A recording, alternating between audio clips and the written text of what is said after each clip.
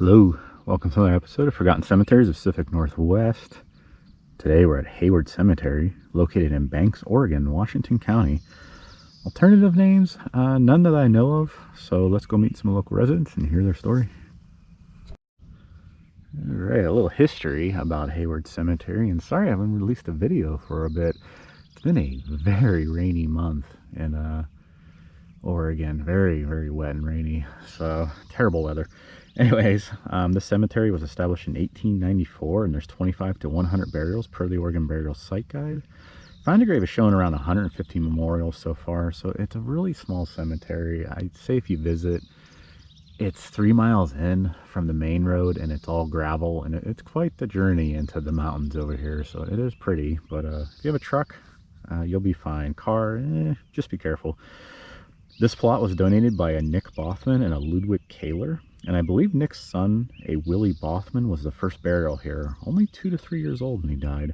And sadly, the second burial in the cemetery would be Nick's other son, a Charlie Bathman, who was only around 1 or 2 years old as well. So that was a rough start. So the mystery community of Hayward up ahead. Yeah, it was interesting reading about it. My Oregon Geographic Names book talks about Nicholas Bathman, who we just talked about as well, who homesteaded at what is now called Hayward, this area. The story comes from him, and he tells of a guy named Binger Herman who was able to get a post office established here and allegedly suggested the name Hayward.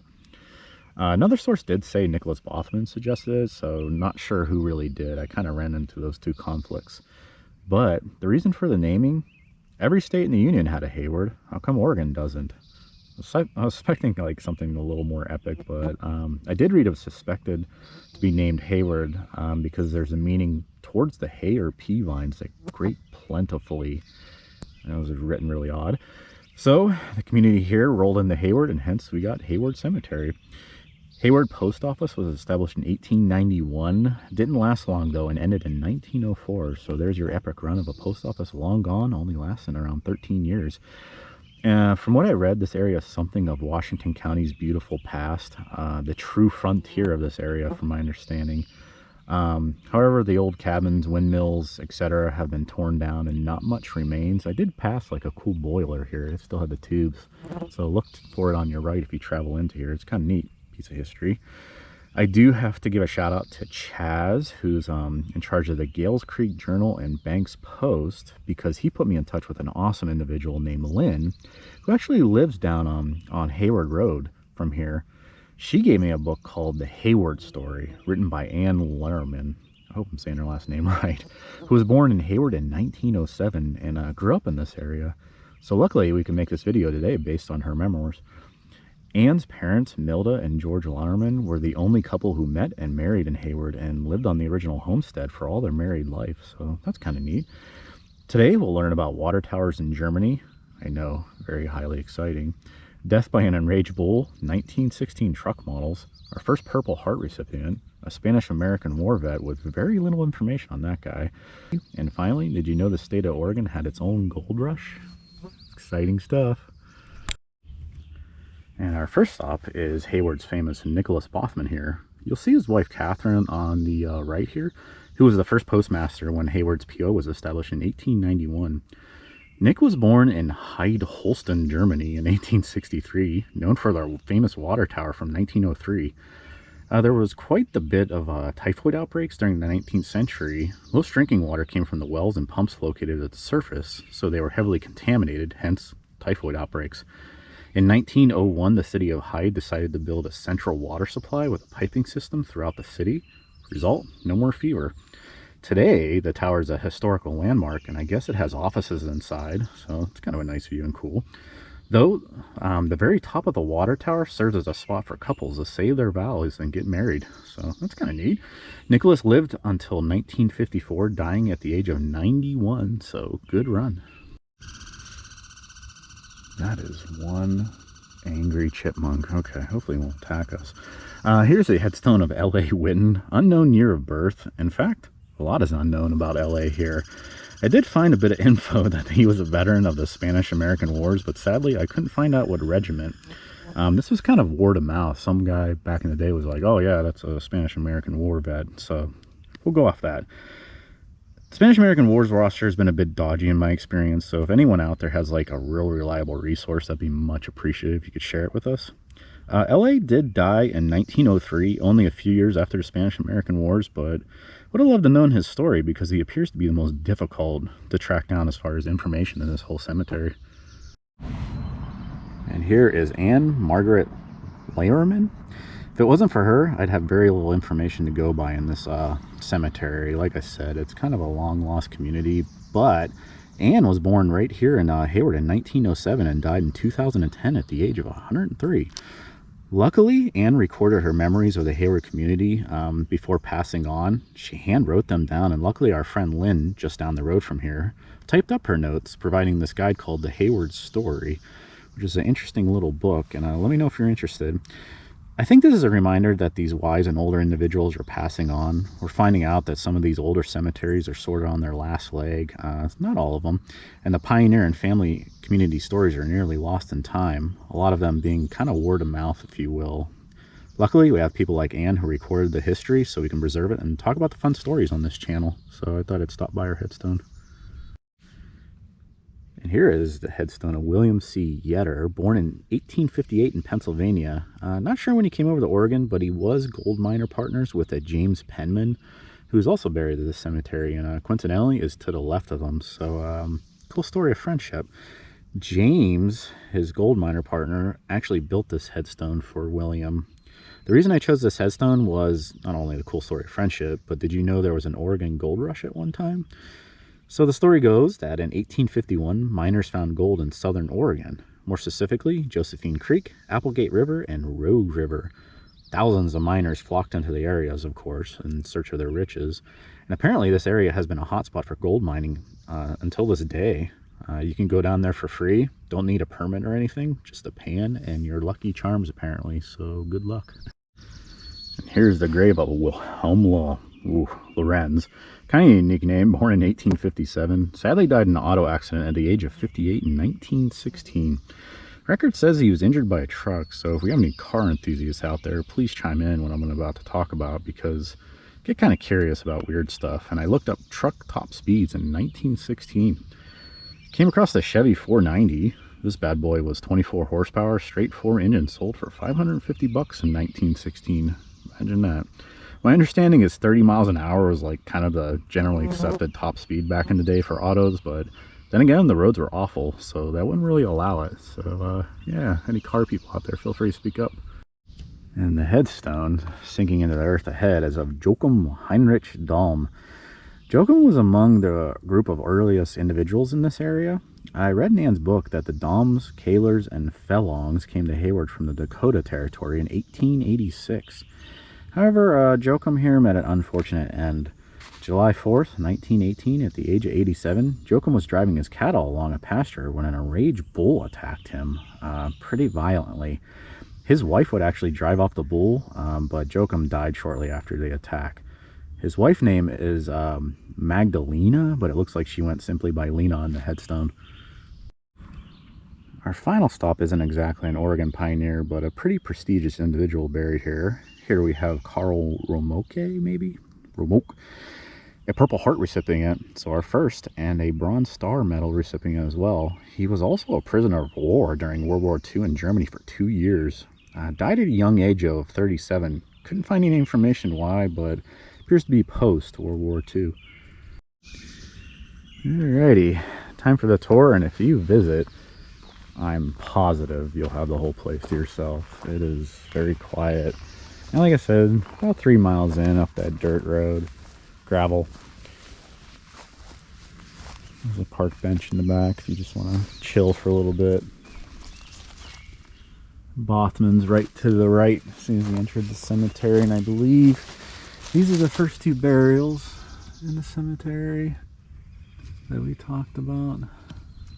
The son of the Bathmans. Sadly only a couple years old. Who's this? Oh, Fellong. That was one of the early arrival families, I believe, that I thought I read that came from North Dakota, maybe. I thought this one was fun with the Dairy Queen symbol. Maybe they worked there for a while, or just really like Dairy Queen.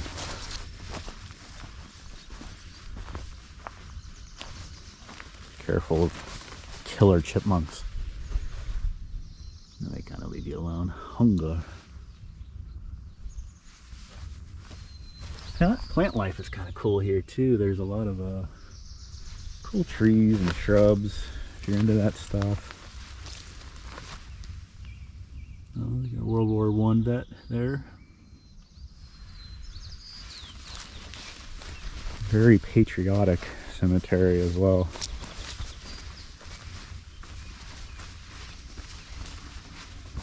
Bring your bug spray too if you're coming in the summer.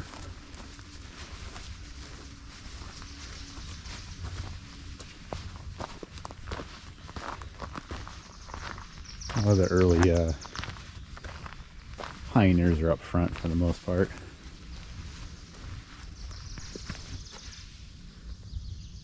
I can't read that.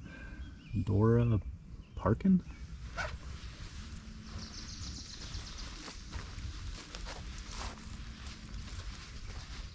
I want to say this is the third burial in the cemetery. Henrik Kessler, young age too, only 10.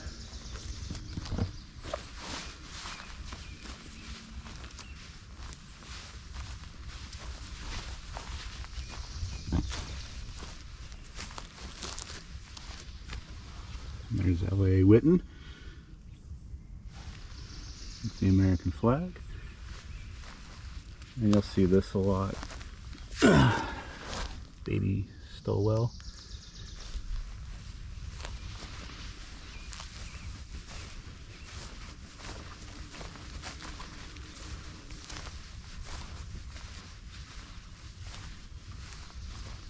There's Joachim Dahme we talked about.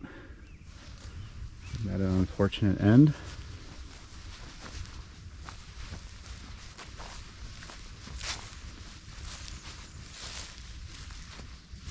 You'll find Anne's headstone over here to the left. That's the individual that wrote that awesome piece of history. It helped me out quite a bit.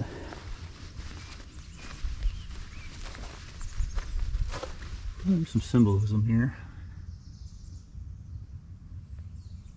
Masonic, and I'm guessing that's the Eastern Star Order, maybe? Which we don't see that often.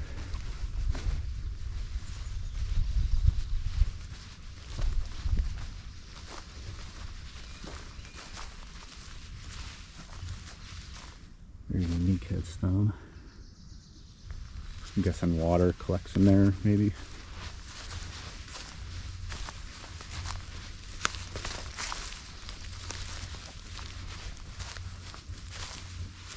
Looks like Janet was probably a teacher. Yeah, that's what the books and apple stands for.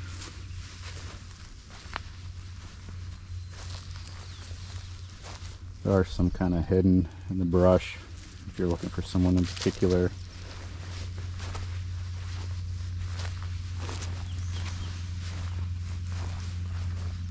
Oh, I'll check this one out. It's got a verse on the back, one on the front. This is really cool.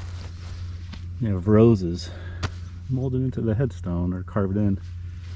That's cool. Let's go visit our two miner guys. Sounded like they were kind of best friends. Here's James Penman. And then from what I read, he made this headstone for William.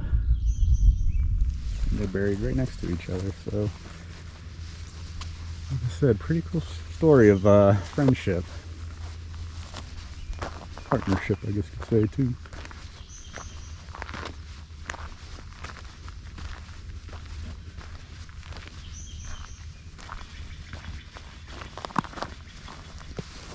Don't know if something used to be there. I saw this one. I don't know if there used to be a headstone on there or what's going on. Like I said, a couple war vets here. Very patriotic place.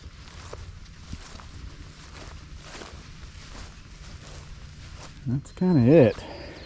It's a good chunk of the cemetery up there with the pioneers and some newer ones. And just some random ones back here. It's a very pretty one with a park bench. Some nice plants.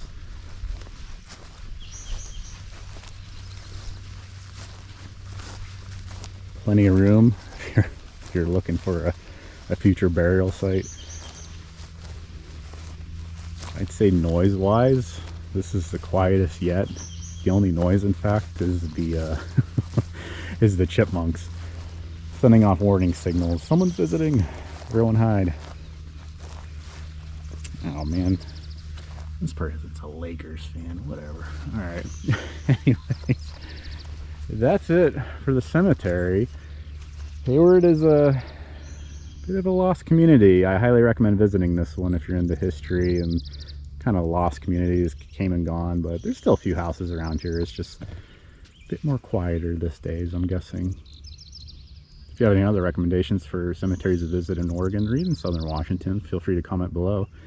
Hope you enjoyed the vid, and yeah, this was a good one. It was a fun one. Stay safe out there.